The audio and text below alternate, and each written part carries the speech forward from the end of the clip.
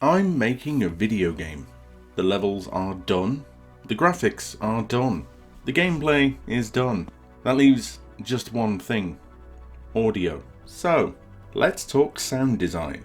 I've done a fair bit of research into sound design because before working on Reiterate, I'd done exactly zero thought about sound design. This was, of course, stupid. Sound design and audio influence are incredibly important for the perception, tone, and even functionality of your game. And in some cases, it can make the difference between a game that's good and one that is iconic. So I had to get it right for Reiterate. One of the main things that sound can do is mean something, which means you can use it to push an aesthetic, or a feeling, or a tone, or an emotion. It's part of getting your player to react in a certain way to what you're presenting them. And it shouldn't be ignored just because it seems confusing or difficult. I'll give you an example. When I was thinking about sounds that carried a certain meaning to them, that stick in your head and carry the mood of the game that they're in, the first thing that came to mind was Metroid. Specifically, Super Metroid. When you start a new game in Super Metroid, or when you reload your save, you get this noise.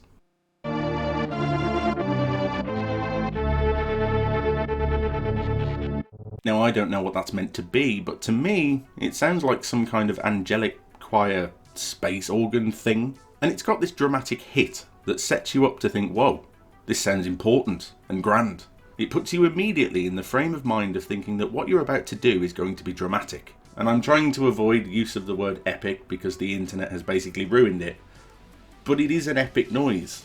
So I'm going to run you through a couple of the sounds that I've designed for Reiterate and let you know exactly what they mean and what they're supposed to do. Probably the most important sound is the jump noise because it's the one you're going to be listening to over and over and over and over.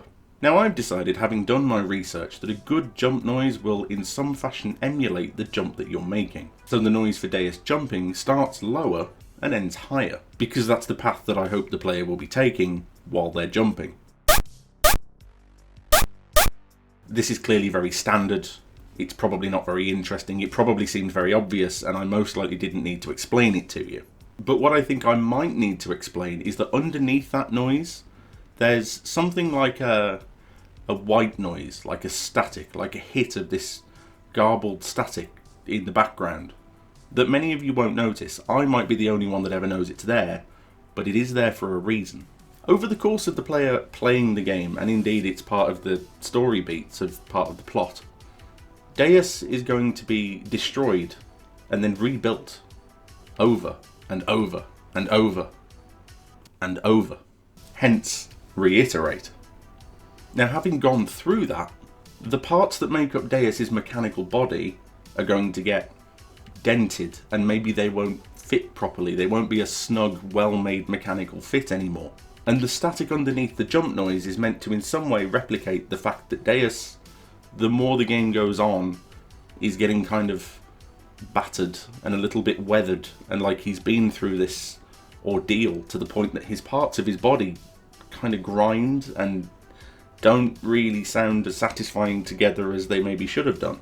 Now, I'm aware that that's a lot of thought to put into a noise underneath a jump noise that you might not necessarily notice. But you have to understand, I'm trying to do this properly. I'm trying to be a good game developer. Please just let me have this one.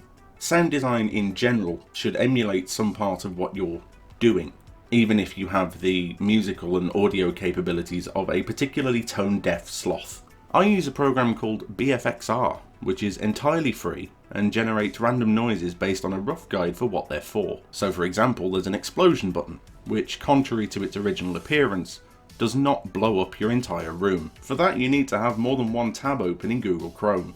You can use this if you're lazy and slightly incompetent, like me, to flesh out the general purpose sound effects for your game. For example, Reiterate's death noise is this.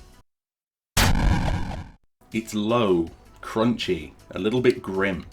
It emulates death, essentially, especially if you're a robot. And this is what I mean about sound design emulating what it's meant to be representing. You can work this into everything you do, even without any particular knowledge of how to make the sounds. Just play around and try and keep an ear out for something that properly represents its purpose. That is the key to good sound design. Now you know. But that is of course only half the audio related story. Because now we need to talk about... I don't know anything about music. My Spotify Wrapped for this year is, as it was last year and the year before, basically all the same songs I was listening to in 2003, which is what I believe is the last year when any good music was actually released. Hell yeah, Limp Bizkit. As a result, I have made the decision to outsource the music production for Reiterate, and I've chosen someone with a lot more talent than me, which means any talent at all. The mythical and ethereal composer known as CLONETHIRTEEN. You've been listening to his music already. It's been playing in the background of this devlog. But if you haven't been paying attention, first of all, pay attention. Secondly, here's a quick snippet from one of the tracks for Reiterate's soundtrack.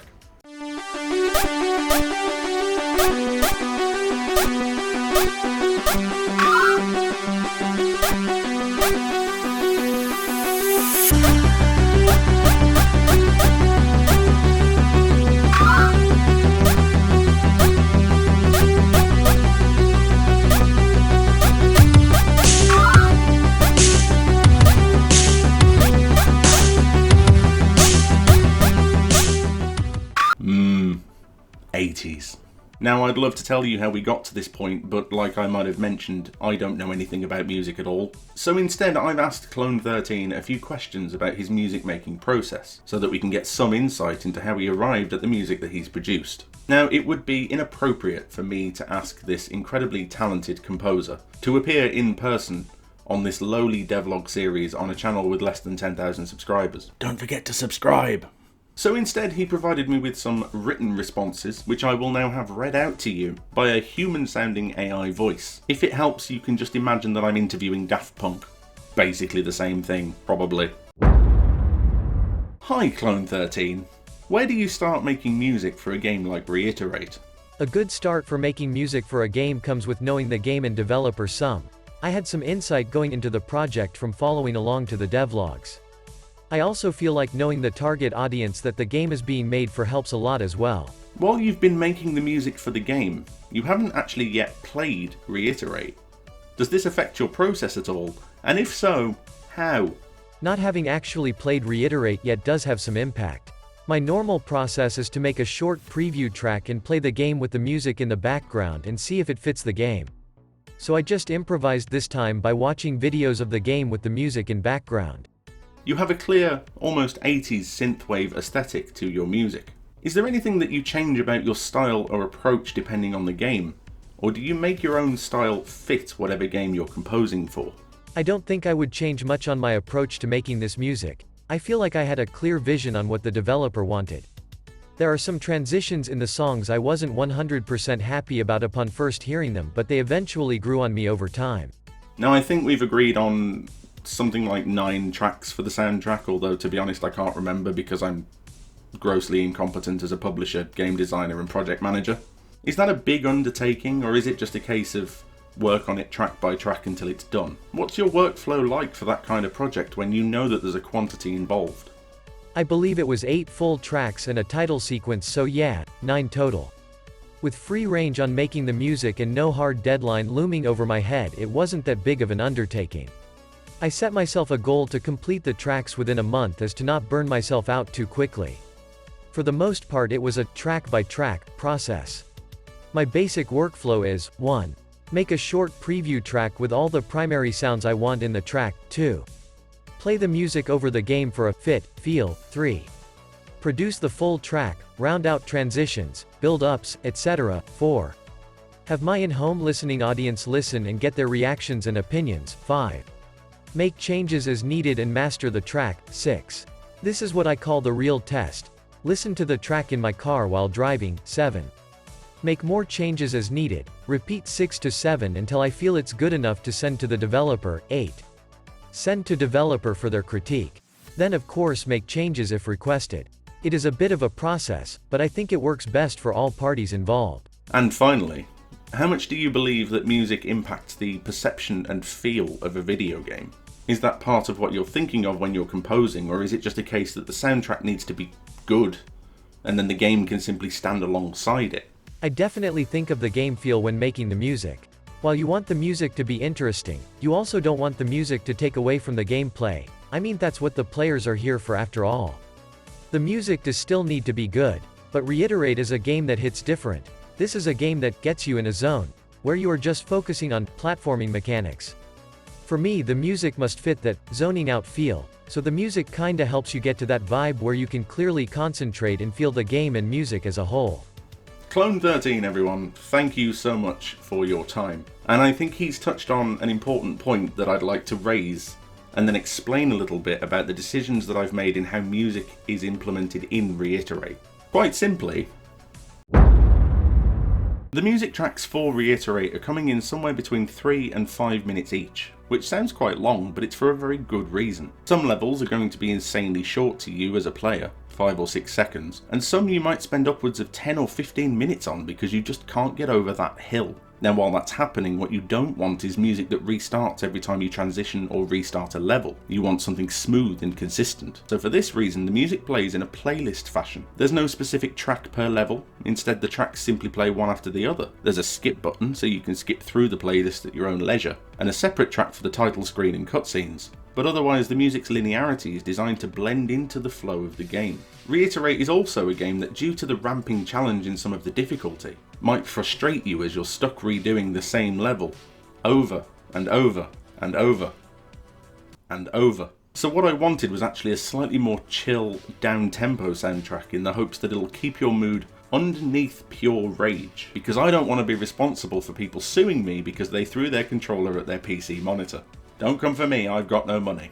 CLONETHIRTEEN, because he's a genius, understands all of this without me having to even say it, and that's why I think the soundtrack for Reiterate might be one of the most standout features of the game. I do recommend, by the way, that you go and check out CLONETHIRTEEN's YouTube channel and SoundCloud account, because there's some complete real bangers on there, and that's what convinced me to approach him in the first place. It's really, really good, and the links are in the description. As part of our agreement, CLONETHIRTEEN also has the rights to the soundtrack of Reiterate, the only limit being that it can't be sold to somebody else to put in their game, because I think that'd get a bit confusing. So when the game is out, if you want to get the soundtrack, and I think a lot of you will, you can support him by purchasing it from wherever it is he puts it. I assume Bandcamp, I don't know. I don't know how any of that works. I don't do audio. That might be the theme of this video. I should stress, by the way, that I have also paid him for his work. I'm not just doing that whole you should work for exposure thing that scumbags on the internet do all the time. Pay your artists. You can also, on the back of that, then approach him if you'd like him to work on a project that you have going on, and hopefully Reiterate will act as kind of a springboard for him to reach fame and fortune, which clearly he deserves, as do I. Please like and subscribe. Anyway, that's the sound and music done, which means we've now got gameplay, level design, graphics, story, user interface, some optional extras, some bug fixes that have been going on in the background. I think, ladies, gentlemen, and miscellaneous, I think, yeah.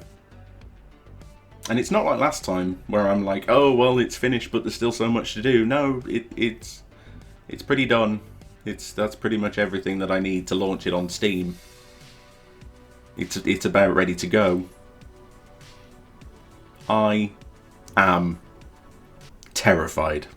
Now that doesn't mean that it's coming out tomorrow, because what I want now is some time to generate some buzz, get a little bit of hype, do a bit more testing, make sure everything's where it should be, to a point that I'm as happy with it as I can be. Maybe I'll buy a promotional spot on some meaningless game award show so that its spineless host can keep himself in Doritos and Mountain Dew. But what that does mean is that I can give you a release date. And so, members of the talented, wonderful, amazing, marvellous, incredibly attractive LTGD audience, I can exclusively reveal that, having begun in October of 2020, Reiterate, my first ever completed Steam game, will finally release on. Mark your calendars, take the day off work, shout it from the rooftops, and tell everyone you know that the purest 2D platformer is coming out at the start of next year, on what happens to be my 35th birthday. Jesus Christ, I am so old. But before any of that happens, you need to wishlist the game on Steam, and then like this video if you liked this video, and subscribe for more videos like the video you liked since you liked it. And I will see you the next time I'm thinking, hey, let's talk game design.